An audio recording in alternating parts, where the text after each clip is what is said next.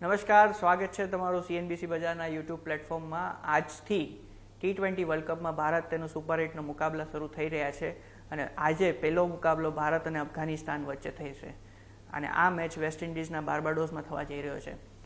એક તરફ એવી ટીમ છે જે ભારત, જેને 4 મેચમાંથી 3 મેચ રમ્યા પણ ત્રણેયમાં ડોમિનેટિંગ પોઝિશનમાં દેખાયું અને આપણે બહુ સારું પ્રદર્શન કરી દેખાડ્યું. જ્યારે બીજી તરફ અફઘાનિસ્તાન એવી ટીમ છે જેણે ન્યૂઝીલેન્ડને પણ આ વર્લ્ડ કપના ટુર્નામેન્ટમાંથી બહાર કર્યું છે.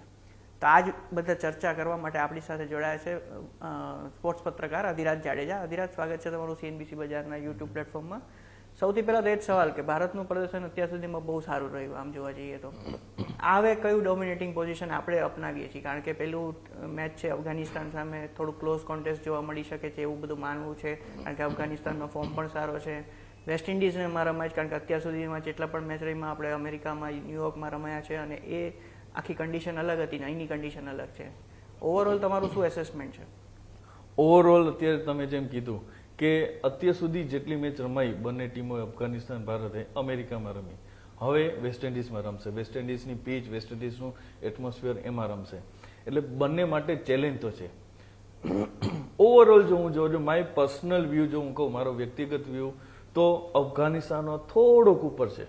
નો ડાઉટ ભારત મજબૂત ટીમ છે, પણ અત્યારના પરફોર્મન્સ જો જોઈએ T20 વર્લ્ડ કપમાં, અફઘાનિસ્તાન ન્યુઝીલેન્ડ જેવી મજબૂત ટીમને બહાર ફેંકી દીધું આ ટુર્નામેન્ટમાંથી. અત્યાર સુધી અફઘાનિસ્તાને 4માંથી 3 મેચ જીતી છે. એક વેસ્ટ ઇન્ડિઝ સામે હારી હતી, એ લીગ સ્ટેજમાં હારી હતી. કહી શકાય કે વેસ્ટ ઇન્ડિઝ ભલે ભારતે હજી હાર્યું નથી, 3 જ મેચ રમે, 4માંથી 3 મેચ રમી છે. એક વરસાદના કારણે કેનેડા સામે જે મેચ હતી એ રદ થઈ ગઈ હતી. પણ તમે જો અફઘાનિસ્તાન, એટલા માટે હું થોડોક હાથ ઉપર માનું છું કે મોસ્ટ રન હોય, હાઈએસ્ટ સ્કોર હોય, મોસ્ટ વિકેટ હોય, આ બધામાં ટોપ 5માં અફઘાનિસ્તાનના ખેલાડીઓનું નામ છે. ગુરબાઝ છે અને એ બધા. તો ભારતમાં એક પ્લેયરના, તો ભારત નો ડાઉટ મજબૂત ટીમ છે, મજબૂત દાવેદાર છે, ટોપ વર્લ્ડ ક્લાસના પ્લેયરો આપણી ટીમમાં છે. પણ હાલનું પ્રદર્શન જોઈએ તો મને માઇનોર હાથ ઉપર લાગે છે અફઘાનિસ્તાનનો, કારણ કે કન્ડિશન એ નવી છે. બીજી બાજુ ભારત પાસે એવા ટોપ ક્લાસ સ્પિનર, કારણ કે હવે આ કન્ડિશન જે સ્પિનરોને યારી આપનારી છે, તો સ્પિનરો પણ છે. આપણે ભૂલવું ના જોઈએ કે અફઘાનિસ્તાનના સ્પિનરો પણ અત્યારે ટોપ ક્લાસમાં ચાલી રહ્યા છે.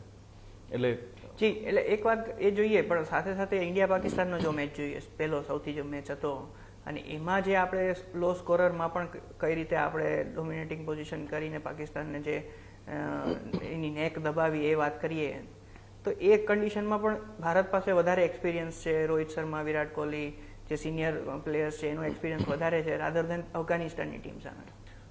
ભારત પાકિસ્તાનની મેચ નો ડાઉટ લો સ્કોરિંગ રહ્યો. પહેલી આપણે બેટિંગ કરી, પછી લાગતું હતું કે લગભગ પાકિસ્તાન જીતી જશે શરૂઆતમાં, કે આ ડિફેન્ડ કરી શકશે. પણ ભારતે જે રીતે બોલિંગ કરી, ભારતનું પ્લસ પોઈન્ટ શું આ સિઝનનો જોમણો કે ફિલ્ડિંગ ટોપ ક્લાસ રહી. ફાસ્ટ બોલરો જે કન્ડિશન હતી, રોહિત શર્મા, રાહુલ દ્રવિડની જે સ્ટ્રેટેજી હતી એ અત્યાર સુધી કારગર સાબિત થઈ. અમેરિકામાં સ્પિનરો કરતાં ફાસ્ટ બોલરને વધારે સપોર્ટ મળ્યો છે અને એના કારણે જ આપણે પાકિસ્તાન સામે લો સ્કોરિંગમાં પણ આપણે જીતી ગયા. એટલે કહી શકાય કે એ કન્ડિશનનો ઉપયોગ જે છે ભારતે સારો કર્યો. એની કન્ડિશન સમજી લીધી અને એ પ્રમાણે એ લોકોએ ટીમ જે છે પ્લેઇંગ 11 નક્કી કરી. હવે જે આવશે ને એ પ્લેઇંગ 11 ચેન્જ થશે. કન્ડિશન આખી ચેન્જ થઈ ગઈ છે. અમેરિકાની કન્ડિશન અને વેસ્ટર્ન કન્ડિશન અલગ હતી. જો તમને યાદ હોય, જ્યારે પ્રેસ કોન્ફરન્સ થઈ હતી પહેલી વાર વર્લ્ડ કપ માટેની ટીમ જાહેર થયા પછી, ત્યારે રોહિત શર્માએ કીધું હતું કે કન્ડિશન પ્રમાણે અમે ટીમના પ્લેયર નક્કી કરીશું, નહીં કે અત્યારથી નક્કી કરીશું. તો આ હવે કન્ડિશન ચેન્જ થઈ છે. પાકિસ્તાન સામે જે જીત્યા હતા એ ત્યાંની કન્ડિશન પ્રમાણે પ્લેઇંગ 11 ઉતારી હતી અને એ પ્રમાણે સ્ટ્રેટેજી હતી. નો ડાઉટ પ્લસ પોઈન્ટ મને અત્યારે લાગે છે ભારતનો કે ફિલ્ડિંગ હજી સુધી આપણે કોઈ માઇનસ પોઈન્ટ નથી, કોઈ નબળીની ફિલ્ડિંગ નથી કરી. અને જે કોઈ પણ ટીમ જીતે છે ને ત્યારે ફિલ્ડિંગના હિસાબે વધારે, જો બેટિંગ કે બોલિંગમાં હોય પણ ફિલ્ડિંગ જ્યારે ખરાબ હોય છે ને તો હંમેશા ટીમને નબળું પહોંચે અને હારવાનો વારો આવે છે મોટા ભાગે. તો બાર્બાડોસની સિચ્યુએશન જોઈએ, આમ જોવા જાય તો આ જગ્યાએ અત્યાર સુધીમાં બધા મેચ થયા છે, એક જ વોશ આઉટ થયો છે, બાકી તો બધા મેચ થયા જ છે. એટલે હાઈ સ્કોરિંગ મેચ પણ કહેવાય છે કે 200 આસપાસનો સ્કોર થઈ શકે છે. તમે શું જોવો છો સ્કોર? અત્યાર સુધી જે સિઝન રહી છે એ આપણે કહેવાય હાર્ડલી 200 સુધી કોઈ મેચ ગઈ હોય, બાકી 100 થી 150ની આસપાસ, અમુક 100ની નીચે પણ મેચ રહી છે. જે 100 ની નીચેની મેચ છે એમાંની એક મેચ આ આવે છે એટલે અફઘાનિસ્તાન વર્સિસ ગ્રુપ ન્યુઝીલેન્ડ. સ્ટેજમાં છેલ્લા બધા મેચ થયા એમાં 200 ના આસપાસ ઘણા સ્કોર જોવા. હા, પણ મોસ્ટ ઓફ આપણને આ સિઝનમાં ટુર્નામેન્ટ શું જોયું કે લો સ્કોરિંગ મેચ 100-150 ની આસપાસ, કારણ કે આપણે આઈપીએલ માંથી સીધા વર્લ્ડ કપમાં, આઈપીએલમાં 200-250 નો 20 ઓવરની મેચમાં ઇન્ડિયન પ્રીમિયર લીગમાં આપણે જોયું, એ પછી સડનલી સીધો ગેપ આવી ગયો. 100-150 રન મેક્સિમમ થયા હતા. એ આપણે ટીમ ઇન્ડિયા હોય કે કોઈ પણ ટીમ હોય તો એ લો સ્કોરિંગ આપણે કહીએ કે એક્સપેક્ટ કરતા હતા કે 200 કે 200 પ્લસ થાય, પણ એ નીચે સ્કોર થયો. પણ અહીંયા એવું થશે, અહીંયા 150, 200 પ્લસ પણ સ્કોર થઈ શકે છે. જી, તો હવે અફઘાનિસ્તાનની ટીમની વાત કરીએ ખાસ કરીને. એમાં જે ગુરબાઝ છે કે ફારૂકી છે, એક હાઈએસ્ટ રન બનાવ્યું છે કે હાઈએસ્ટ વિકેટ ટેકિંગ છે, કેટલો ખતરનાક બંને સાબિત થાય છે ભારત માટે? જો ફારૂકી, મને હજી પહેલા આપણે બેટિંગની વાત કરીએ તો જે ગુરબાઝ છે હાઈએસ્ટ સ્કોરમાં હોય કે પછી ટોપ સ્કોરમાં હોય, તો બંનેમાં જે છે ટોપ 5માં ગુરબાઝ છે. ગુરબાઝ નો ડાઉટ એ અત્યારથી નહીં, એ ખાસા ટાઈમથી રમતા હોય છે અને ટોપ પરફોર્મન્સ છે અફઘાનિસ્તાન ટીમનો. ભારતે રણનીતિમાં ગુરબાઝને રાખવું પડશે, કારણ કે જો એ ગુરબાઝને આઉટ નહીં કરે તો એ આપણને જોવા મળશે કે ભાઈ સૌથી ઘાતક સાબિત થઈ શકે છે ભારત સામે આ પીચ ઉપર. હવે બોલિંગની વાત કરીએ, ફારૂકી વાત કરી, પણ આપણે ફારૂકીની સાથે એક એવો પ્લેયર છે કે જેને આપણે ભૂલવો ન જ જોઈએ, એ સૌથી મોટું નામ છે રાશિદ ખાન. એ બંનેની સ્પિન જે જોડી જે છે એ ભારતને તકલીફ કરશે. કેમ? આપણે હમણાં જ વાત કરી કે હવે સ્પિનિંગ ટ્રેક આવશે, સ્પિનિંગોને યારી આપશે.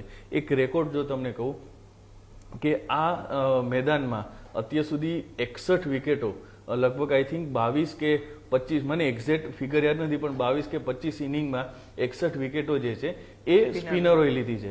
તો કહી શકે કે સ્પિનરો જે છે એ ભારતે સાવધાન રહેવું. નો ડાઉટ ભારત પાસે સારા સ્પિનર છે, અક્ષર પટેલ છે, રવિન્દ્ર જાડેજા છે, કુલદીપ યાદવ છે, ચહલ છે, પણ આજે કહેવાય કે સ્પિનરોને સપોર્ટ મળશે.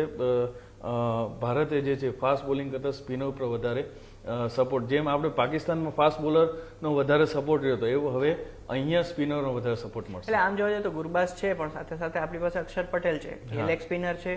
અને આમ જોવા જઈએ તો અફઘાનિસ્તાનના ટોપ 8માં તો બે જ લેગ પેલા બેટર છે, લેગ સ્પિન નહીં પણ લેગ સાઈડ બેટિંગ છે એ લોકોની. એટલે એ આપણને ફાયદો થઈ શકે એવું લાગે છે. યસ, ઓલું જે કહેવાય ને કે લેફ્ટી રાઇટીની જે કોમ્બિનેશન છે એ અફઘાનિસ્તાનમાં ઓછું છે, એટલે એના હિસાબે ભારતને હજી બોલરોને બોલિંગ કરવામાં ફાયદો થશે, કારણ કે મોટાભાગે એ ચેન્જ નહીં થઈ શકે. એ બેનિફિટ ભારતના પક્ષમાં હું માનું છું, મોટો બેનિફિટ. ઓકે, તો આપણે ભારતના પ્લેઇંગ 11માં કોઈ ફેરફાર તમને લાગે છે? 100%. આપણે લાસ્ટ ટાઈમ જ્યારે વાત કરી હતી ત્યારે મેં કીધું હતું કે ચેન્જ થશે, એ વેસ્ટ ઇન્ડિઝ જે સેકન્ડ લેગ હશે ત્યારે થશે, અને હવે એ થશે. અને મને લાગે છે સૌથી પહેલા તો હું કુલદીપ જ લઈશ, પણ કદાચ કહેવાય ને કે ફિરકી જે કહી શકે આપણે, તો ફિરકી કદાચ ટીમ ઇન્ડિયા અપનાવે અને લોકોનો મગજમાં અત્યારે કુલદીપ યાદવ છે, પણ કદાચ ચહલને લાવે. પણ મારા માટે સૌથી છે કે કુલદીપ આવશે સ્પિનરોમાં, અને ઓપનિંગમાં કદાચ ચેન્જ કરે, કોહલીને ત્રીજા નંબરે લાવે અને જયસ્વાલ સાથે ઓપનિંગ કરે, રોહિત શર્મા લેફ્ટી રાઇટી કોમ્બિનેશન. સૌથી મોટો માઇનસ પોઈન્ટ જો હું કહું તો બે પ્લેયરો છે, એક આપણો ગુજરાતી છે એ રવિન્દ્ર જાડેજા અને દુબે, સિક્સર કિંગ. કારણ કે હજી સુધી, કારણ કે મિડલ ઓવરના સ્પિનરો સામે આપણે ઇન્ડિયન પ્રીમિયર લીગમાં જોયું કે મિડલ ઓવરના સ્પિનર સામે ઘાતક સાબિત થયો શિવમ દુબે. પણ શિવમ દુબે અત્યારે આ સિઝનમાં એક જ સિક્સ મારી છે, માત્ર 34 રન કર્યા છે. પણ સ્ટ્રાઇક રેટ તો સારો છે એમનો. સ્ટ્રાઇક રેટ સારો છે, પણ જે અટેકિંગ એનો જેના માટે એને લેવામાં આવે છે અટેકિંગ પાવર માટે, એ અત્યારે એનું ટેસ્ટ હશે. કારણ કે સ્પિનરો સામે રમવું, નો ડાઉટ શિવમ દુબેની માસ્ટરી છે, એ સારું રમે છે, પરફોર્મ કરે છે, પણ અત્યારે અહીંયા કેવી રીતના રમશે એ મેઇન જોવાનું છે. જો શિવમ દુબેને લેશે તો એનો રોલ એ જ હશે કે મિડલ ઓવરમાં અટેકિંગ પાવર રાખે અને ડેથ ઓવરમાં એનો જે સ્ટ્રાઇક રેટ આપણે જોવે છે હંમેશા ડબલ થઈ જાય છે મિડલ ઓવરથી. એટલે એ રોલ એના ઇમ્પોર્ટન્ટ છે, અને આ વખતે એને કરી બતાવવાનું છે કે એને જે માટે લેવામાં આવે છે એના માટે એ પરફોર્મ કરે. કારણ કે આપણે લીગ સ્ટેજમાં એને પરફોર્મ કરતા નથી જોયો. તો એ છે જયસ્વાલ છે, લેફ્ટી રાઇટી કોમ્બિનેશન છે, કદાચ જયસ્વાલને ઉતારવામાં પણ આવે, કોહલીને ત્રીજા નંબરે લાવે. એક સ્ટ્રેટેજી હોઈ શકે કે લોકો અત્યારે જે રીતે જોયું કે લીગ સ્ટેજમાં કોહલીને ઓપનિંગમાં નાખ્યો, નો ડાઉટ એ ફેલ પણ રહ્યો છે. એટલે ભારત માટે ચિંતાનો વિષય પણ છે કે ફેલ રહ્યો છે કોહલી, જે રીતે એ લીગમાંથી આવ્યો છે, ટોપ રન સ્કોર રહ્યો હતો, અહીંયા હવે ફેલ રહ્યો છે. તો એ કદાચ ચેન્જ કરે, સ્પિનમાં કુલદીપ યાદવને લાવે. મારા હિસાબે કુલદીપ યાદવ છે એ સૌથી કહી શકે કે ટીમ ઇન્ડિયાને સેમીફાઇનલમાં જવા માટે સૌથી મોટો રોલ કુલદીપ યાદવનો હોઈ શકે છે.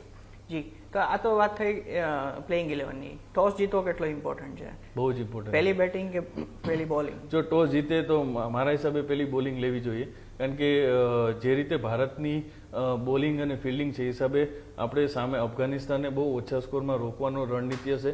કારણ કે મને લાગે ત્યાં સુધી સ્પિન સામે રમવું ભારતને સારી રીતે આવડે છે.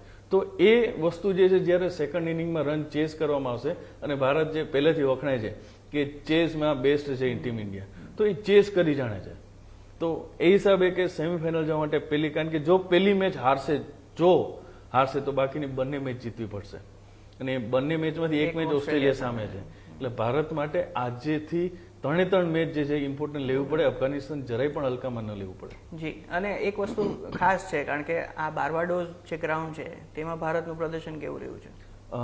આ વેન્યુ, જેમ આપણે ઘણી બધી નેગેટિવ પોઝિટિવ વાત કરી, એમાંનું નેગેટિવમાંનું એક પોઈન્ટ કે આ મેદાનમાં ભારતનો રેકોર્ડ જે છે સારો નથી. ભારતે અત્યાર સુધી ઓવરઓલ આ મેદાનમાં 16 મેચ રમી છે, 2 જ મેચ જીતી છે. અને T20માં પણ અહીંયા રમી છે આ સ્ટેડિયમમાં, એમાં બંને મેચ હારી ચૂક્યું છે. એટલે આ સ્ટેડિયમમાં પણ ભારતનો રેકોર્ડ સારો નથી. આ સ્ટેડિયમમાં વિરાટ કોહલીનો પણ રેકોર્ડ જે સારો નથી, એટલા ખાસ રન નથી બનાવ્યા. એટલે મારા હિસાબે ભારતે આજે બહુ જ સમજી વિચારીને અને ખાસ રણનીતિ સાથે રાખીને, રણનીતિમાં 3 પ્લેયરો, રાશિદ ખાન, અને રાશિદ ખાન ભારતની તમામ નસ જે છે જાણે છે, બીજો ગુરબાઝ છે, અને જે છે ફારૂકી છે. આ 3ને જો એ લોકો વર્કઆઉટ કરશે તો વાંધો નહીં આવે. આમ તો ફ્રેન્ડલી મેચ છે એવું કહી શકાય, કારણ કે બે ટીમ વચ્ચે સારા એવા સંબંધો છે અને સારી રીતે બંને એકબીજાને સપોર્ટ કરતા હોય છે. પણ એક અફઘાનિસ્તાન સામે આપણે એકે મેચ હાર્યા નથી અત્યાર સુધીમાં. 8 મેચ રહીમાં છે, એમાંથી 7 મેચ જીતા છે અને એકનું કઈ રિઝલ્ટ નથી. એટલે એ રીતના છે. પરંતુ આ તો વાત થઈ આખી ઇન્ડિયા અફઘાનિસ્તાનની. સાથે સાથે સેમીફાઇનલનું જોવા જાય તો કઈ 4 ટીમ તમે જુઓ છો? આ અઘરો સવાલ છે, કારણ કે હવે ખરેખર આ ટુર્નામેન્ટની લડાઈ હવે શરૂ થશે. પણ મારા હિસાબે સેમીફાઇનલમાં ઇન્ડિયા, સાઉથ આફ્રિકા, મને લાગે છે આ વખતે સાઉથ આફ્રિકા ક્લિક કરશે. પરફોર્મન્સ જે આપ્યું છે ઓસ્ટ્રેલિયા અને કદાચ ઇંગ્લેન્ડ, કદાચ, કારણ કે પહેલો મેચ તો એને જીતી લીધો છે. એટલે આ 4 હોઈ શકે અત્યારનો પરફોર્મન્સ. પણ અફઘાનિસ્તાન નું રિસન્ટ પરફોર્મન્સ, કારણ કે હંમેશા છે ને રિસન્ટ પરફોર્મન્સની હંમેશા હું વાત કરતો. રિસન્ટ પરફોર્મન્સમાં અફઘાનિસ્તાને ન્યુઝીલેન્ડને બહાર ફેંકી દીધું, ઇંગ્લેન્ડને હરાવી ચૂક્યું છે. તો આ ટુર્નામેન્ટમાં મજબૂત ટીમોને અફઘાને હરાવી ચૂક્યું છે. એટલે નજરઅંદાજ ન કરવું જોઈએ. ઉલટફેરમાં અફઘાનિસ્તાન આવી શકે, કંઈ પણ કરી શકે. ઇવન ગઈકાલે તમે આપણે જો મેચ યુએસએ સામે જે થયો સાઉથ આફ્રિકાનો, એમાં યુએસએ ક્લોઝ કોલ હતો. છેલ્લી ઓવરમાં જીતી શકે એવું હતું પરિસ્થિતિમાં અમેરિકા. પણ એક જોવાનું રહીએ છે કે કઈ રીતે થાય. અને ખાસ કરીને હવે ઇન્ડિયાનું પરફોર્મન્સ જોવા જાય તો રોહિત શર્મા અને વિરાટ કોહલી બંને સેમ સ્કોર પર જ છે અત્યારે. જે સ્કોરની વાત થઈ, એની આગળ ખાલી બાબર આઝમ છે, પણ હવે એ પણ નહીં થઈ શકે. એટલે હવે કોણ આગળ વધે છે એના પર જોવાનું રહી. આગળ વધે છે હવે મારા હિસાબે, જો કે જેટલું મને ખબર ત્યાં સુધી કોઈ ટુર્નામેન્ટ ત્યારથી કોઈ ટોપ સ્કોરરમાં રહેવા માંગતો હતો. લોકો હંમેશા ટીમ વર્ક, આપણે ટુર્નામેન્ટ ટીમ વર્ક જોયું છે. આ ટુર્નામેન્ટની ઓવરઓલ રન્સની વાત કરીએ, જ્યારે T20 ફોર્મેટની વાત કરીએ, એમાં વાત છે. એમાં નો ડાઉટ છે કે અત્યારે બંને આગળ છે. પરફોર્મન્સ જે છે આપણે, અને આવા જ્યારે ટોપ ક્લાસ બેટ્સમેન હોય છે ને, એ લોકોને 4-5 મેચમાં નિષ્ફળ જાય છે ને તો એ ફરક નથી, કારણ કે એ લોકોને પરફોર્મ કરવા માટે એક જ મેચ જોતી હોય છે. લાસ્ટ ટાઈમ આપણે જ વાત કે આ પ્લેયરને પરફોર્મ કરવા માટે એક જ મેચ જોઈએ છે, એનું ફોર્મ મેળવી લે છે. પણ હવે જે ટાઈમ છે એ મેચ જીતાડવાની છે. જેમ આપણે જોયું રોહિત શર્માનો રોલ ઓડીઆઈ જે વર્લ્ડ કપ હતો, એમાં શું હતો કે એને ઓપનિંગ સારી આપી. એ શરૂઆતની ઓપનિંગ સારી આપે, 80-90 રનની પાર્ટનરશિપ કરી લેતો હતો, અથવા તો એ ઓપનિંગ સારી 40-50 મિનિમમ એ રન કરી દેતો હતો, તો એક સારો સ્ટાર્ટ આપતો ટીમ ઇન્ડિયા. અત્યારે એવું જ છે. અત્યારે રોહિત શર્મા કે વિરાટ કોહલી જે છે, એ લોકો પર રોલ એ જ છે કે સ્ટાર્ટ સારો આપવો. અને જેટલું સ્ટાર્ટ સારું હશે તો પછી પાછળના બેટ્સમેનો જે છે એ લોકોને વાંધો નહીં આવે. પણ અત્યારે સિચ્યુએશન શું થશે, જે હું માનું છું, જ્યારે અમેરિકાનો અત્યાર સુધી 7-8 પ્લેયર્સ નંબર સુધી બેટ્સમેનો હતા, હવે એ નહીં હોય. હવે તમને 5-6 નંબર સુધી બેટ્સમેનો મળશે. પણ આપણે અક્ષર પટેલ છે તો 8 નંબર સુધી તો દેખાય પણ એ હા, પણ અક્ષર પટેલ જાડેજા જે બંનેમાં જો માનો બંને રહે તો મને નથી લાગતું વાંધો નહીં આવે. પણ બેમાં કોઈ એક રહેશે તો આપણી પાસે કોઈ એટલા બેટ્સમેનો નહીં હોય કે આપણે એમ થાય કે ચલો શરૂઆતના વહેલી વિકેટો પડી જાય છે તો પાછળ વાંધો નહીં આવે. પણ હવે એવું નહીં હોય કે 6 નંબર કે મેક્સિમમ 7 નંબર સુધી છે. કારણ કે કોહલી, રોહિત શર્મા, જયસ્વાલ અને સૂર્યકુમાર યાદવ ને કોહલી એવું છે કે હજી પરફોર્મ નથી કર્યું. પણ હજી પરફોર્મ કોને કર્યું છે આ સિઝનમાં ટુર્નામેન્ટમાં? તો રોહિત શર્મા, રિષભ પંતે, હાર્દિક પંડ્યાએ 2-3 ઇનિંગ સારી રમી હતી. તો આ 3 પ્લેયરોએ સારું રમ્યા છે. બાકી બધાએ હજી પરફોર્મ કરવાનું, બતાવવાનું છે. તો આ મેઇન વસ્તુ છે કે બેટ્સમેનોએ આ વખતે હવે જે છે પરફોર્મ કરવાનું, તો વાંધો નહીં હોય ભારતને સેમીફાઇનલ સુધી પહોંચવામાં.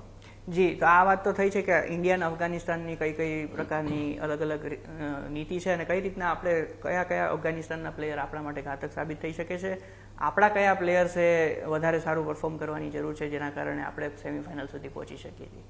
તો આ વિશેષ રજૂઆતમાં આટલું જ. નમસ્કાર.